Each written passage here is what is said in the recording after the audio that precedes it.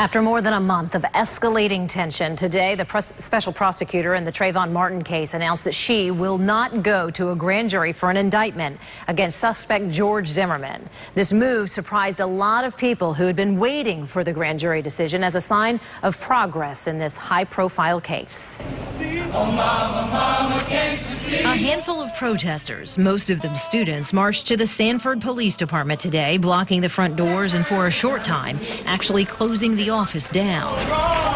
As the protest over the Trayvon Martin shooting continued here, Special Prosecutor Angela Corey announced she alone will determine whether charges will be filed in the controversial case. She spoke briefly by phone with the protesters. Whether it's a grand jury or a special prosecutor, we just want justice for Trayvon Martin and for Trayvon Martin's family. In a brief written statement, Corey said she would not present evidence to a grand jury set to convene tomorrow and said, quote, "At this time, the investigation continues and there will be no further comment from this office." Anything that gets this case to the courtroom the right way, I think is what we all want. Martin family attorney Benjamin Crump released this statement after the decision, quote, "We are not surprised by this announcement and in fact are hopeful that a decision will be reached very soon to arrest George Zimmerman and give Trayvon Martin's family the simple justice they have been seeking all along."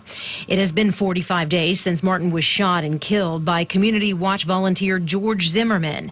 Zimmerman's legal team continues to insist he fired in self-defense. When you're getting your head slammed on the ground after your nose has been broken, that's a pretty good reason to have fear of imminent injury.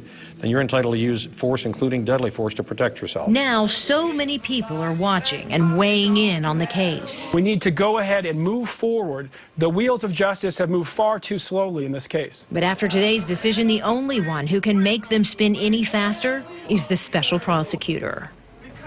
Our continuing coverage of the Trayvon Martin death investigation continues as a race relations summit is being held right now in Florida. Coming up at 6 o'clock tonight, we'll be talking with people from across the country on how Florida is being viewed when it comes to race relations.